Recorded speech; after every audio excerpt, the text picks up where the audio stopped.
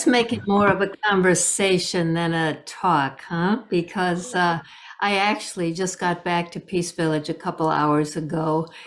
And I am going to talk about the subject we talked about, but I'm going to work my way around it a little bit because my thoughts are with an experience I just had. So I um, I left last Friday and I went to see a friend in California.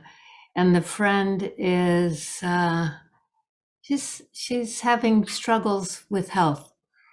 So she's had a big stroke and then she's had small strokes, and she's not that old. And the body is causing her to have some trouble moving the way she likes to move and speaking as clearly as she'd like. So we got word that she was feeling low after the visit to the doctor. So I jumped on a plane on Friday, flew to San Francisco, which those of you in New York know that that's not trivial. You might as well go to Europe as go to California. So and I'm thinking about what happened when I got there. So this is a soul who has a lot of spiritual wisdom. She's really lovely, been a friend for 25 years or so. And when we got there, she was very happy to see us. But she was saying over and over, what can I do? I don't know what I can do. And I don't know what is going to happen. And because her mind is affected a bit by the stroke, this was a little bit of a loop, you know? What can I do? And I don't know what's going to happen. And she was in a bit of sorrow. So over those next few days, what we did was we just gave her company. We had our meals together. We meditated together. We agreed with her that we don't know, do we, what's going to happen. And it's not just that she doesn't know what's going to happen. None of us knows what's going to happen. I mean, we know what we'd like to have happen, and we know what's our kind of program or our plan, but you know that old joke, right? If you want to make God laugh, tell him about your plan. So we can't expect that things are going to work out the way we thought. So we just stayed light, right? There was a little retreat. She went to that for a while. We continued to be together. And when we were leaving yesterday morning, she had changed what she was saying. And she was saying, you never know. And she was saying, let's be together. And that was a long way from what she was saying when we arrived. So how do we move ourselves out of that space of this idea that I don't know what will happen and I don't know what to do, that anxious place, or worse, as Anita said, you know, the critical place, etc., into a place where we can go on, you know, where we have the energy. When we got there, she really didn't have the energy to do anything. And by the time we left, she was up, moving around. She was caring for herself more. She was coming out for meals, etc. So what's going on inside of the mind and the heart affects everything. And that's what I thought we'd chat about tonight. I wouldn't mind seeing a few of your faces. It's a lot easier to talk to your faces than to your names, but I understand you may not be up for that. Hello to a few of you who are. Neha, Ishwarya, nice to see you. Smithers, nice to see you. Me too. And feel free to interrupt me, okay? Bina, Laura, hello, Sony, Shelley, Bimal, nice to see your faces. And I would like you to interrupt me because I see us, hi Nina, as being in more of a chat than than a lecture, because I'm in a thoughtful place about this, having just come back from it.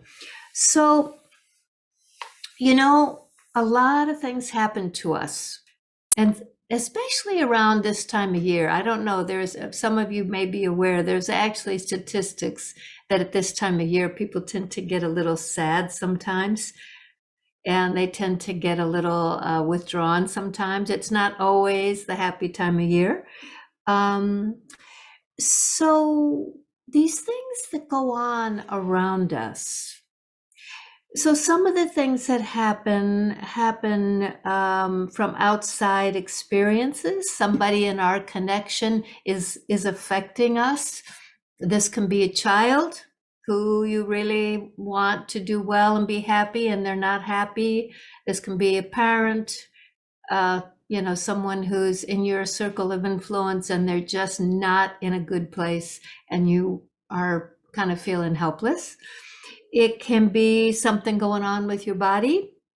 And the older you are, the more things that may be going on with your body that you feel you can't do a thing about. You've tried everything, and it's just kind of a nuisance. You're in there with it.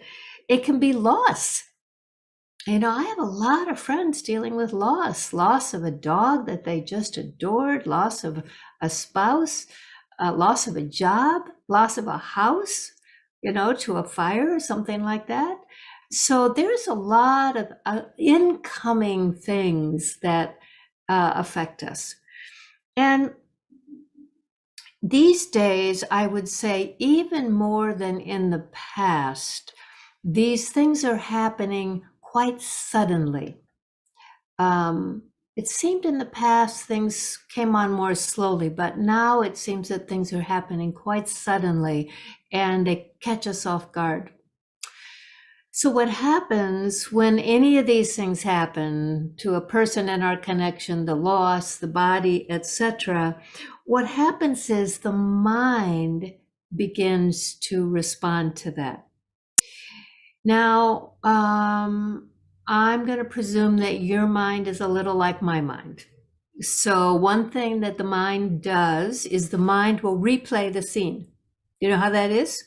It'll keep replaying the scene. Sometimes you'll have a little part in there about what you wished you'd said, or what you're going to say next time. I should have said this, or next time I'm going to say this, or you try out different things you might say, but you're playing this loop. The mind is looping.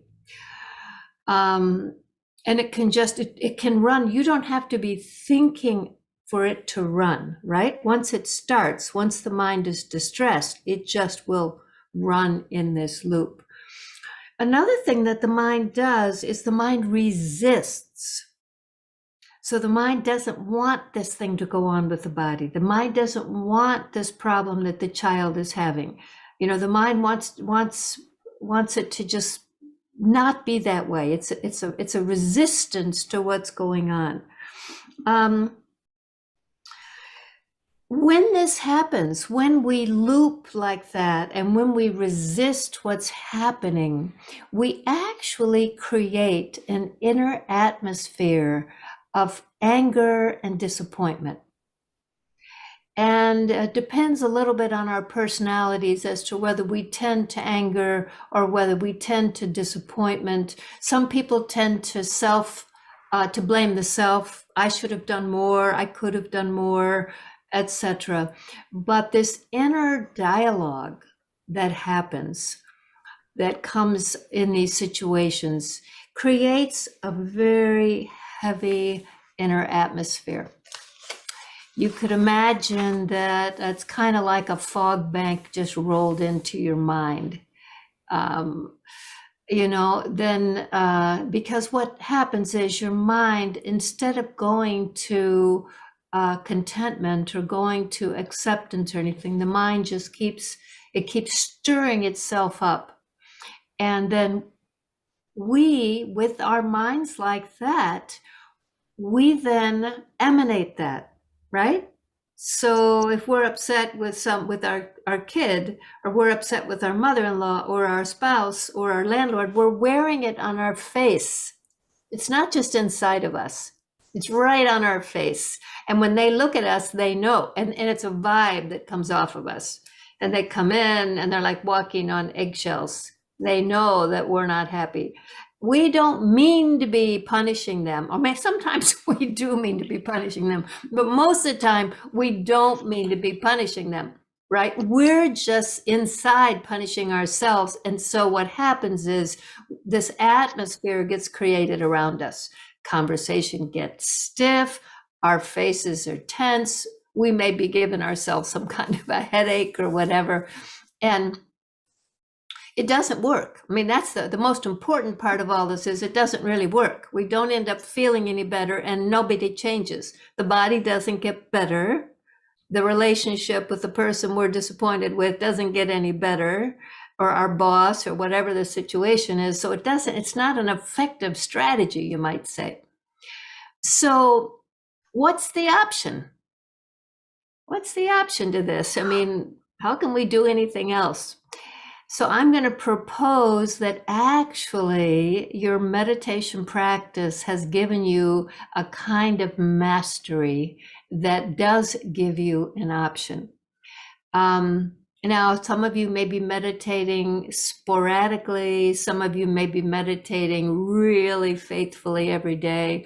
So if you're meditating really faithfully every day and your practice is a good practice, what I'm about to say to you is going to make more sense.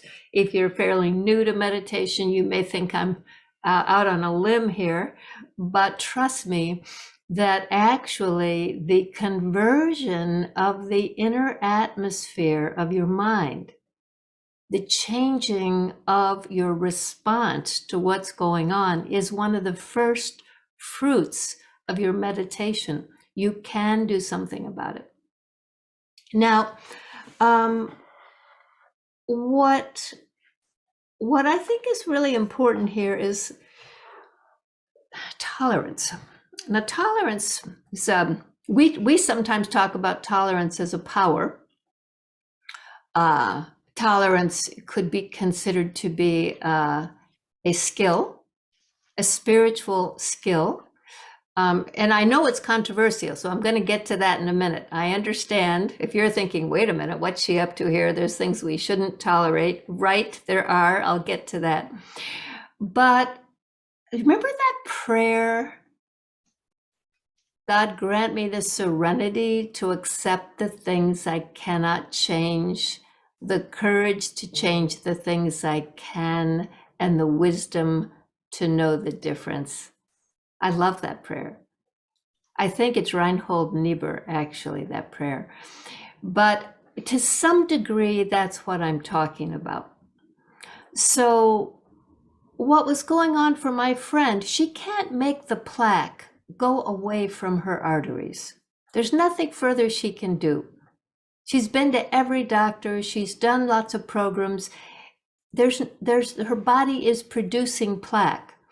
The doctors have said they cannot do surgery. So there's nothing further she can do. With a child, we can encourage a child. We can love the child. We can want good things for them, but every soul has their own trajectory. Every soul has their own life path. And just because they came into our family and we're the trustees doesn't mean we get to drive their boat, right? They get to drive their own boat.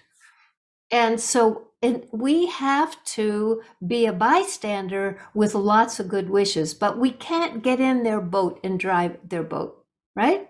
We can't say, you know what, you're making a mess of your life. Let me just do your life for you. Just let me tell you what to do, and you do what I'm telling you and things will be fine. No, we can't do that.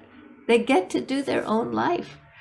So many of the things going on around us that are distressing us, we can't do anything about them. So this ability to cultivate tolerance Now, one way to think about tolerance is that it is almost always connected with love. Love and tolerance are very close. I think the easiest way to think of, and I'm not talking about endurance, right? Endurance is something else. Okay, someone's doing something to me and I'm just going to endure. No, that's not what I'm talking about. I'm talking about, imagine the situation where a grandparent is sitting there and the 2-year-old comes over and they climb on your lap and they've got peanut butter on their hands and they put it on your face and they may accidentally poke you in the eye.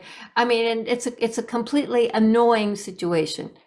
But you have so much love for this little one that what do? You wipe off the peanut butter, you kind of fix your eye, and you gather them into your lap. You say, okay, come on. And you tolerate what's going on. Now, this vision of love, and this is true for the self, it's true for the body, it's true for the network of relationships that we have.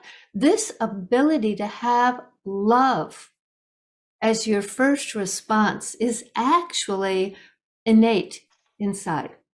It is original to you. It's not something that you have to learn. No one has to teach you love. Love is natural to the soul. And when you have that vision of love, then what comes with that is a kind of tolerance. Now, what does tolerance allow us to do? So let's go back to my friend. When I first got there, she was so anxious. I don't know what's going to happen. True. She has no idea what's going to happen. She could have another stroke in a heartbeat. So she doesn't know what's going to happen. And I don't know what I should do. Okay, fair enough. We don't know what we can do when it feels like we're so helpless. But what she did in the presence of so much love, because I wasn't the only one there ended up being about 7 of us who had come together to support her. What she began to feel was, okay, I don't know. So let's be together. So she wanted to have fruit together. Every morning, all 8 of us took our bowls of fruit in around the bed and would eat the fruit and just beam at her. Every day at lunch, we'd set the table and walk her in and we'd all have lunch together. Every night in the evening, we'd gather around her bed and we would meditate. Half an hour, silence. That's it. We didn't try to figure it out. We didn't try to Google better doctors. We didn't pore over her medical reports and try to come up with some plan. We just showed up with love. And the question then changed. She said, we don't know anything. Let's be together. So this is tolerance. We don't know anything. We could all say that about our lives, actually. We don't know anything. We don't know what's going to happen tomorrow morning. We don't know what's going to happen with the people we love. So what can we do given that we don't know that? And that's what tolerance is. Tolerance is this acceptance, like the prayer that we just read. It's this acceptance with love. Okay, this is the body I have. I, the soul, am sitting in this particular body. This particular body has diabetes. This particular body has heart problems. This particular body doesn't digest very well. So I tolerate that I'm in this body. I make the effort I can per the prayer, right? I make whatever changes I can. And then I say, okay, let me love this body. And let me take care of it with that love. Let me love this kid. I can't make him do what I want. He's not doing, I know how talented he is. I can't make him do that stuff. Let me love him. Let me just love him.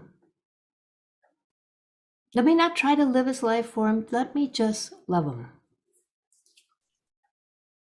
Or my landlord, or my mother-in-law, or my whatever, right? Pick the most troubled one you've got. Isn't it ultimately at the end of the day that if you look at this one and you say, okay, I can't do anything about this one. You see, there's two concepts in Raj Yoga that are helpful, I think, when we come to this business of tolerance. One of them is a concept we call the drama, right? You've all heard us talk about the drama.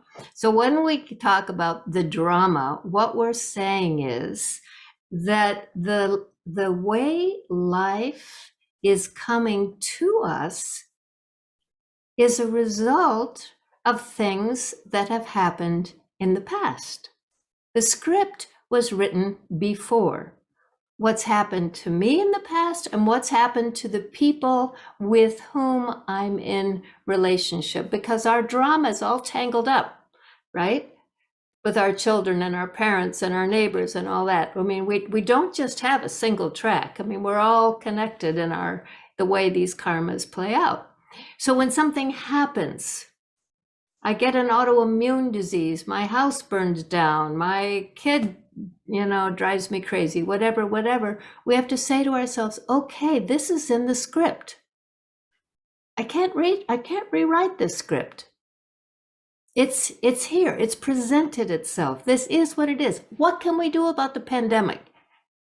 We can make ourselves crazy reading the New York Times latest update or the CDC or the WHO and dodging this way and that way. Well, you get a shot if you believe in shots. You wear a mask. If you don't, whatever. You do whatever you can do, and then you tolerate with love. With love. That is love for the situation you're in, love for the people who are anxious, love for all those people trying to figure it out and trying to deal with everything. You bring your natural loving nature to that. And what happens with that, the reason this matters so much, is that when you're operating from an awareness, an inner awareness of love, it changes your attitude. You don't have the same orientation to things. When you have an awareness of your loving nature and their loving nature, that changes your attitude. Once your attitude is loving, you're not angry with them, you're not upset with them, you're not frustrated with them, all that stuff you've dissolved. You just love them. You don't say, why don't you do this and why don't you do that and let's try another doctor and whatever.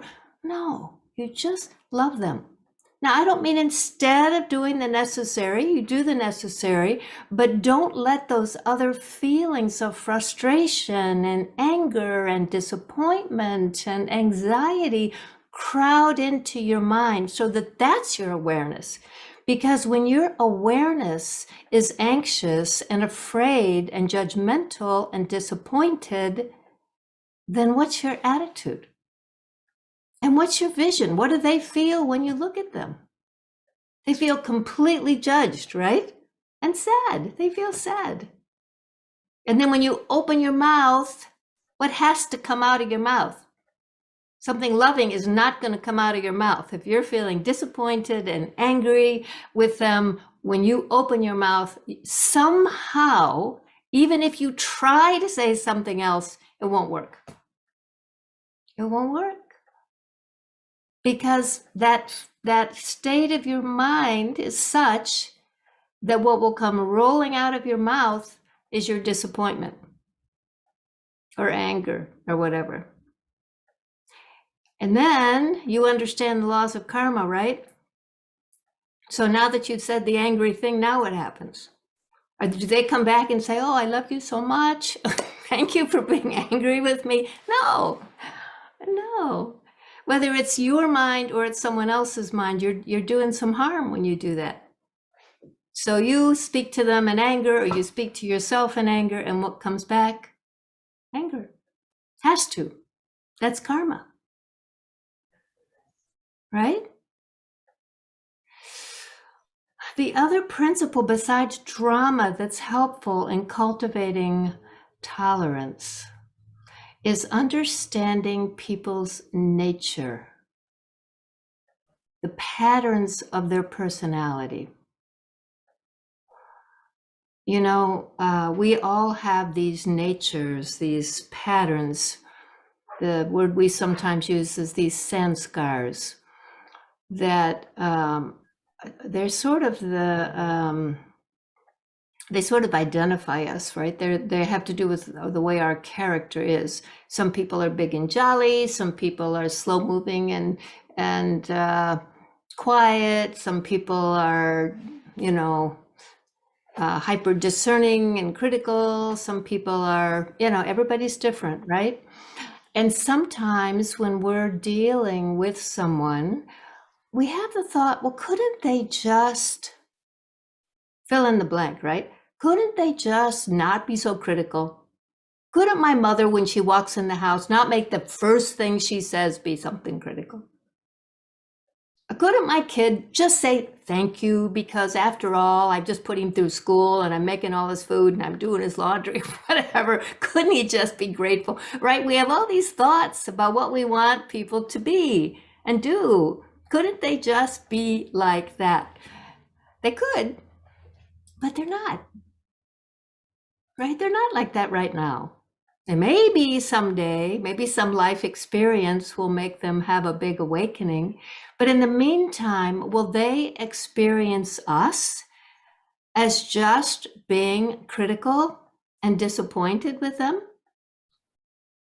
And if that's their experience of us, how helpful is that? Right? What goes on for them in their minds if that's how we respond to them? If every time I look at them, I think, gosh, hello? Did someone want to say something? I think somebody opened their mic by mistake. Okay. But, you know, the tendency, I think a lot of us have a tendency, and you'll know this from just your experiences with people. Sometimes people think what we really want is advice, right? Have you ever shared with somebody what's going on for you, and then they tell you, you ought to read this, or you ought to try this diet, or I've got this super great remedy, or I've got this person you should meet, right? All this advice that we get when we say that. When actually all we wanted was just we wanted someone to listen. And so if instead of that they had said, gosh, that must feel crummy. Are you okay? I might say, well, I'm not entirely okay. But you will be. I'll be right here with you. I know how that feels. It feels lousy. I am here with you. I am your friend. That may be all they need, right? And that's all we need when we're being hard on ourselves. Instead of being hard on ourselves, we just need a little bit of understanding, a little bit of tolerance, a little bit of love, a little bit of kindness. And we have that capacity, you know, this tendency of the mind to come back with advice or criticism or whatever. It's just a habit. And we can change that habit. We can make a different habit. We don't have to respond that way. So when we're going to develop this power of tolerance, how are we going to do this? If you were going to get really intentional and say, okay, I'm going to end this critical habit I have with myself or anyone else, what's the very first thing you do? Well, you might say, okay, I understand the drama and I'm going to accept the drama. What is. Things happen. This is just the reality, right? Just what's going on. So, and realizing that acceptance and tolerance are the high ground. You know, I think we tend to think that changing things is the high ground. It can be. It can be. Sometimes you can change something that really affects a lot of people or affects your own life or whatever. But much of the time, you really can't. You can't do anything about the current situation. So seeing that drama, accepting that drama, tolerating that drama is the first step, right? The drama or the nature of the person. That's the second thing, understanding the nature. So understand the drama, first thing, look around, look at the people. It's called understanding secrets of people's personality. If you understand someone's personality, which we know the people around us very well, then we tend to know what works for them and what doesn't work for them. So understand the drama, understand the nature of the people around us. And then look at them with a vision of love. We've talked about this business of love before. You know, some people are so lovable. It's easy to love some people. They're so nice. They're so good. It's easy to love children. They're so cute. It's easy to love all those rescue dogs that you see when you're scrolling on YouTube trying to make yourself feel better, right? All those rescue dogs and cats, it's easy to love them. They're so cute. But what about the unlovable ones? These are the ones that need our love. They're cranky, they're hard to get along with, they're disappointed, they're angry, things haven't gone their way.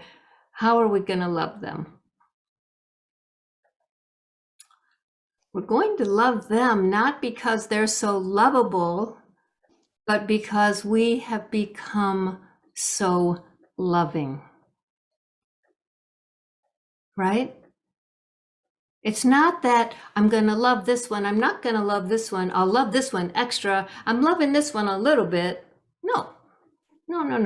That's not what your meditation practice is about. Your meditation practice is to emerge what is innate in you, the soul. One of the fundamental things innate in you, the soul, is love. You arrived loving. You know how to love. You may have developed some opinions that are getting in the way, but you know how to love. And in your meditation practice, whether you're just emerging the natural love in yourself, or you're connecting with the divine and pulling down that spiritual love for all things, you're uncovering the thing you've lost. There's there's a couple of things that when we lose them, we lose everything. When we lose peace of mind, that's a big loss. It's a big, big loss. We should never allow ourselves to lose our peace of mind, which is also connected with tolerance. When we lose love, the natural loving nature, not love for a husband or wife, love for a kid, love for our family, love for our neighborhood. No, love for everything, love for everybody. That love, we should never lose that. If we've lost it, we should desperately try to find it again, because it's imperishable and it belongs to you, the soul. And the last one is joy. We were born joyful. You look how hard people work to make babies smile. You see how goofy everybody acts in front of a baby, just trying to get them to smile. We talk baby talk to them, we dangle things in front of them, we're just trying to get them to light up. That's because we know that that's the nature of the soul, and when that smile breaks through, something happens inside of us. So those qualities, peace of mind, spiritual, eternal, unlimited love in the heart, and that joy from inside belong to you. Nothing that happens to your body, your relationships, your neighborhood, your house, your material things, nothing else should take that away from you. If it has, then you need to put your mind into, how do I reclaim that? How do I reclaim that? Because, we have this habit of extroversion. We've got this habit that has sneaked up on us where I'm good if things outside are good. There's a friend of mine who says you're only as happy as your least happy child. That can't be. You can't make that the truth. You can't be happy if your job is happy and happy if the weather's good. Look at the weather. It's crazy. We can't make that the reason we're happy. We can't make everybody else's well-being the reason that we're happy. We have to say, okay, I was born this way. This is the nature of me, the soul. And I'm going to live in such a way that I emanate these qualities, that I relocate them if they slip away and put them at the heart of my existence. Because when I do that, now I'm able to tolerate whatever happens. I'm not happy just if everything goes right. Because how often is everything going to go right now? Given all the things going on, if that's what we're counting on, we're probably in trouble.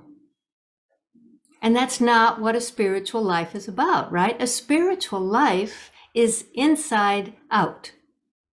So the spiritual life is a life of service. The life of service is, I'm going to be in that state of inner peace, unlimited love, and inner joy, and I'm going to move through life emanating that. That will be my vibration. That will be my vision. That will be my attitude. And when I open my mouth, that's what will come out. The last thing I would say when we're developing this tolerance, when something happens that we don't like, that's uncomfortable, we have to ask, is there benefit in this? I know a bunch of people who are having physical issues right now and are laid up with various broken legs and knee surgeries and all that. You must too. But a lot of those people were just racing. And suddenly drama gave them a break. In some ways, the pandemic gave us a break. So why don't you get off airplanes and get out of public transit and take more time to yourself? So there are, in lots of these cases, there is benefit merged. So again, when we're looking at tolerance, first, the drama, understand and accept the drama. Second, nature, people's nature, their characters, their personalities, understand the nature of the people you're dealing with. Third, love them, just love everybody and everything from your heart. And fourth, look for this merged benefit. Notice when something that appears to be adverse actually is bringing you a gift. Actually is bringing you something you really needed and maybe didn't know that you needed. Now, this business, I said I'd come back to this business of, do we always tolerate? Aren't there times we shouldn't tolerate? Yeah, there are times when someone's being a racist, or when someone's being, unkind, or when someone's being misogynist or a bully or whatever. Should we just tolerate that? No, we shouldn't. If we can do anything about that, we should do something about that. Whether we can say something or we can pull them aside or whatever we can do to address that, we should address it. And when we realize we've done as much as we can do, then instead of living in fury and righteous indignation and huge sorrow, then we have to go to tolerance and love. I know that seems off, doesn't it? It seems like we should sustain that indignation so that nobody forgets that it's wrong. But actually, the world has so much sorrow. It does not need our sorrow or our anger or our indignation. It has plenty. It's bubbling over with it. What it needs is our peace, our love, and our joy. And that's what we need. You know, if we stay in anger and indignation because we're so offended by the world, then we have, in order to send anger, we have to be in anger, right? In order to send disappointment or a message of some kind of shaming or whatever, we have to be in that. It doesn't come from anywhere else. It comes from in us. So if I'm going to be in anger, even justified anger, I have to keep myself angry in order to do that. And from a spiritual perspective, as a meditator, as someone on a spiritual journey, you know that's wrong, right? There can't be anything you've read from any spiritual leader, whatever path you started on, that ever said, you know, stay angry because it'll really help send a message to the world. Can't be. Can't be. Because that's not where spiritual work starts. Spiritual work, the ground of your spiritual work is your own heart, your own mind. It's your own inner awareness. Everything comes from that soil. So when you're moving through the world in a fragile time like ours, in a time where everything happens suddenly, where it's completely unpredictable, this is the lifeboat. You use your spiritual practice to reinforce your innate strengths. And when you do that, when you reinforce your innate peace, your natural, unlimited love for everyone, the lovable and the unlovable, and your inner joy, then you're not dependent on the people and things around you making you happy. And when you're operating like this, then you're living a life of service. Whatever you're doing, doesn't matter what you're doing. You can be working at a gas station, you can be a lawyer, you can be in the front lines at a nursing facility, you can be driving a taxi, doesn't matter. Whoever comes in front of you is now in your field of service. Whoever it is, the delivery person, whoever it is who comes in front of you is now in your field of service. And what they should get from you should uplift them. It should make them feel like they can manage, like it's not overwhelming. They shouldn't be in that question of my friends saying, we don't know anything. You know, what can I do? What will happen? That kind of desperate question. What can I do? What will happen? Sometimes we can't do anything. And sometimes we don't know what's going to happen. So we have to help people shift that question. Because what can I do? What will happen? What can I do? What will happen? It's a loop that doesn't go anywhere. And so in the same way that she went to that question of, you never know, and let's be together. Sometimes that's all you can say. You never know what's going to happen. But let's be together. I'm with you now. Whether I'm with you physically or I'm with you with my thoughts. But the quality of my inner state is such that I'm in touch with you, I'm supporting you, I'm holding out for you to be okay. And in order for you to be okay, I'm making myself okay. That's my practice, right? That's why we do these meditation practices like we do. And I would just say, as I've said to you before, if you don't have a daily practice, today's the day to say, I'm going to change that, right? If you're only meditating on good days, that's not enough. And if you're only meditating on bad days, that's really not enough, because when you sit down to meditate, say, okay, I really need to meditate today, but you haven't been practicing. So now that your mind is racing and your heart's thumping and you're exhausted, now you're going to meditate, right? It doesn't work. It doesn't work. You got to tell the mind, you got to tell your mind, okay, every day we're going to sit down in the morning, right after we get up, have a little sip of tea, we'll read something inspirational, and we'll sit in meditation for whatever the right length of time is for you. 10 minutes, 20 minutes, half hour, whatever it is, but we're going to do it every day. Now, we may have to get up a little bit early before the household gets going, but we're going to do it every day. And if you're really taking care of yourself, then every night before I climb in bed, I'm going to sit down. I'm going to quietly go through my day.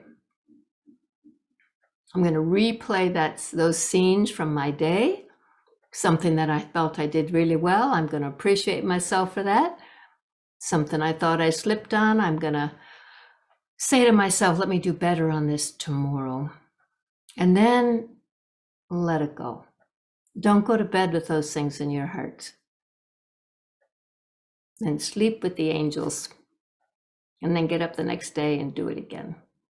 I hope that you will really treat yourself with a lot of love and sweetness, and just have complete faith that you were built for this time. You were really built to be right here, right now. I know that feels off, right? It feels like we were built for something different. But actually, no. We're the right people for this time. This is the time we were made for. And the world needs us right now. The world needs our peace. The world needs our tolerance. The world needs our love. The world needs our joy. And know that those things are what are permanent and eternal. The other things will pass. The other things will come and go. But these things are eternal. And that's what you're cultivating inside. These eternal things. So that you can help the world right now. Help yourself. Help your friends, your family, those people you do not know, in the grocery store, on public transit, at work, wherever, in the lobby, by just holding a vibration of love. And you're saying to them, we'll get through this. We'll get through this. I'm here with you, and we'll get through this.